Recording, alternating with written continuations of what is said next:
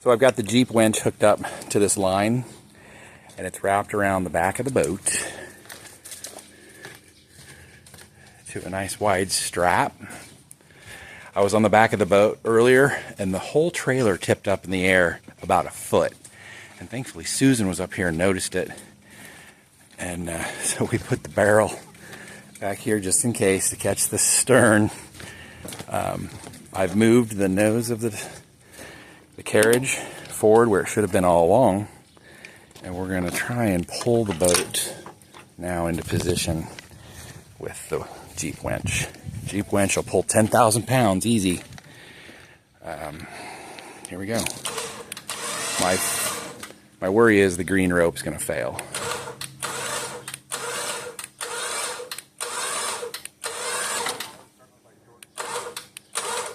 Okay, the trailer's starting to try to move. Man, this is it. Just a couple more inches. Oh my God! Whew, a little bit of time.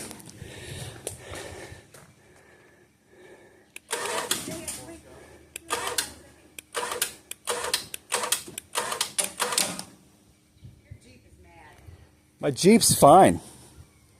I've pulled heavier shit than this. I've pulled whole oak trees down. Quit talking shit about my Jeep. Oh. Okay, now, that's this rope will never be the same. This rope's gonna be garbage. Ah, it is not easy. Oh. Whew. Come hold the camera, Logan. Come hold the camera.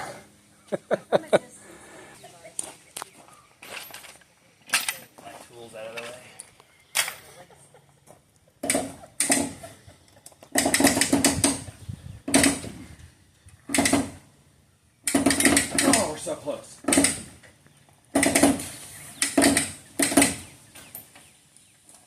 One more winch.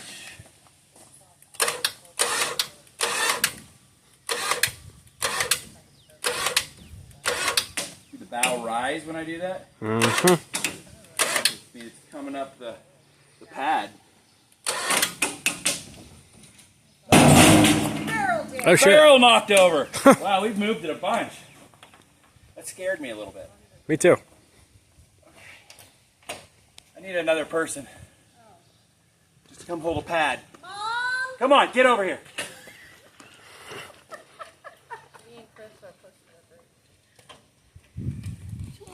Welcome to the scene. Under the rope. Under the rope. Or walk around the back. Two ropes. Don't get between the middle. And she limbos. Forget! That's a dangerous fucking place to be. Hold this right here.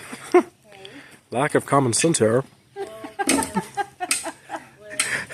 There's no common sense in any of this. True.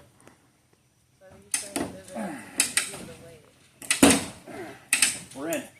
Nope, it's gotta be forward. It's gotta be like that.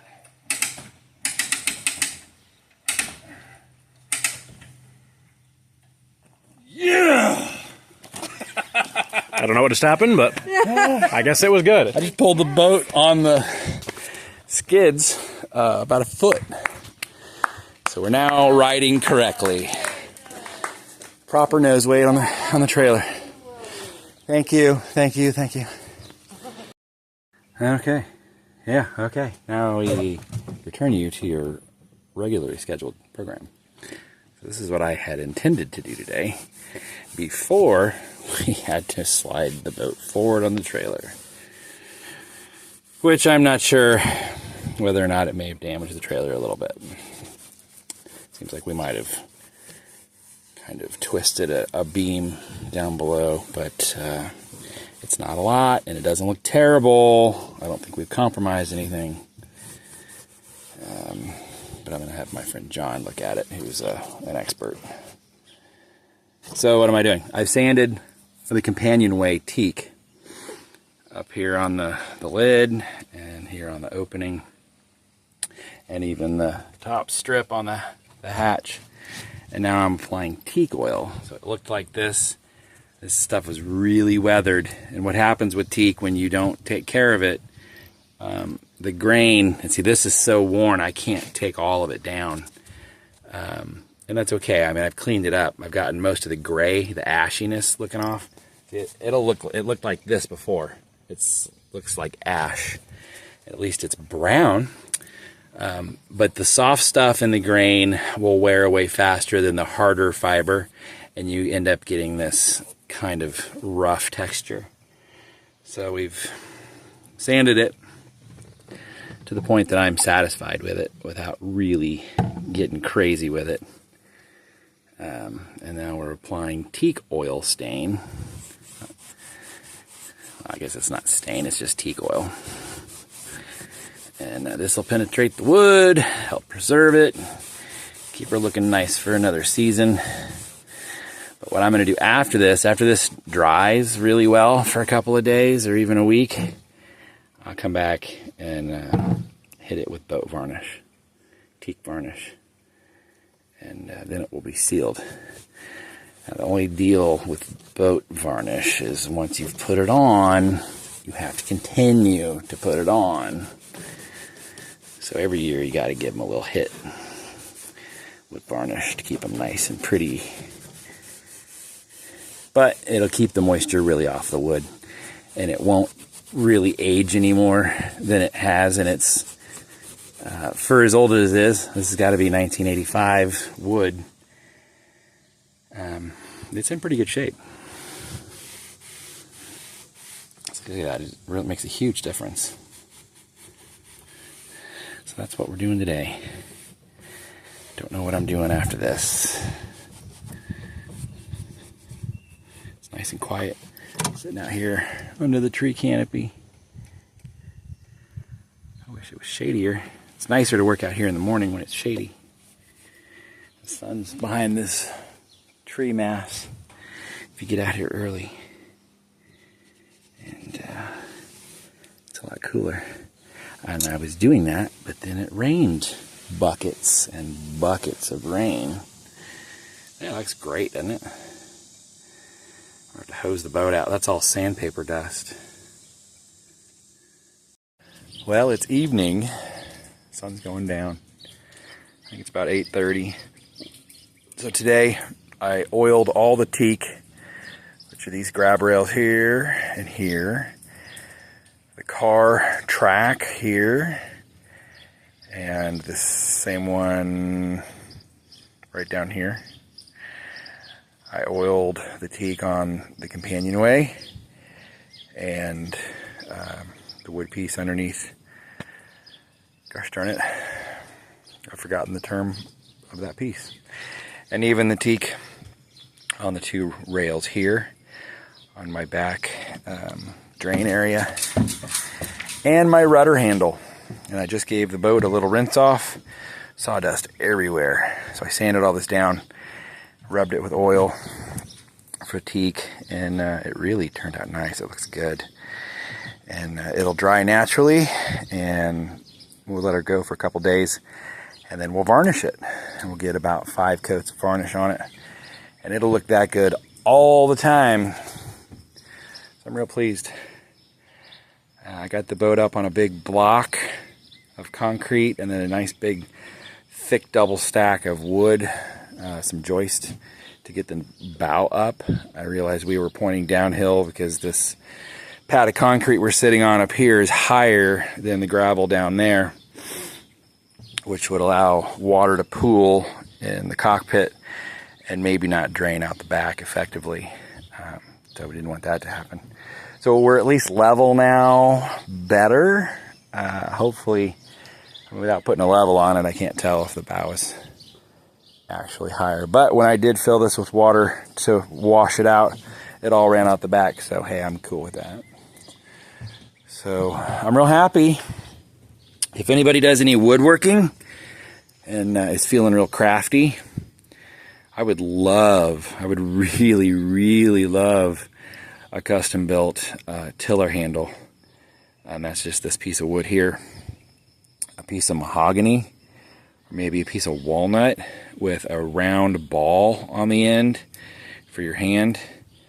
That would be amazing. I've only got maybe 2 friends that I know that do woodworking that might be able to pull that off here locally. Kelsey and my friend John Barron. But anyway, this one, I mean, I cleaned it up and it looks pretty good. It's got a little chew on it. Whoever, I don't know, first guy or second guy, let this side of it get a little chewed on by the backstay right here. And that's from this banging up against this.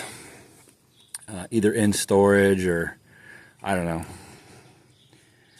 I just speculate. So I smoothed that out about as good as I could without it really taking a lot of wood out of it. This is the keeper. Tiller lock.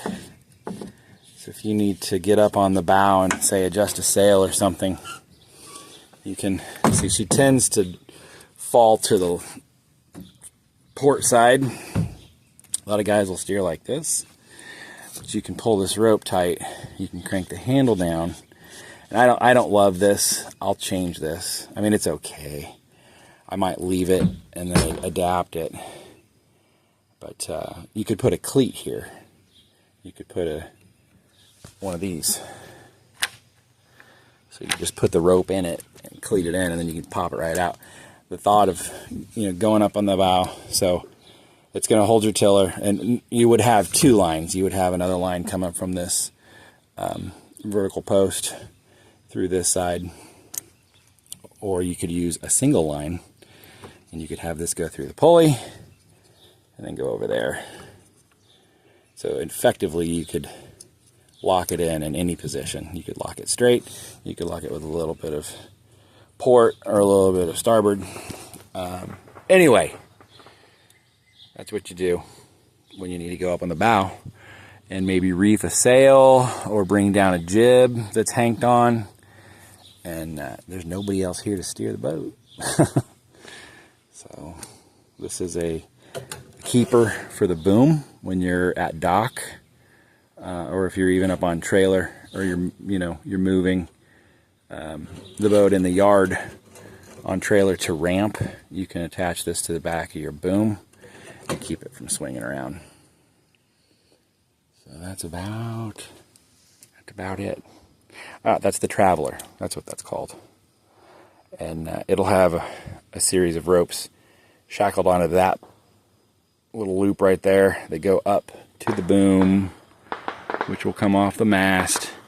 And say you're on a port tack. The wind's coming from the right side, no, from the left side, and it's filling the left side of the sail. That's a port tack, and the sail would want to blow this way, and maybe you don't want it to go too far out. You use this device to keep it from going way out, or you use it to pull it in some to trim your sail to generate more force. Pretty cool. I can't wait to get in the water.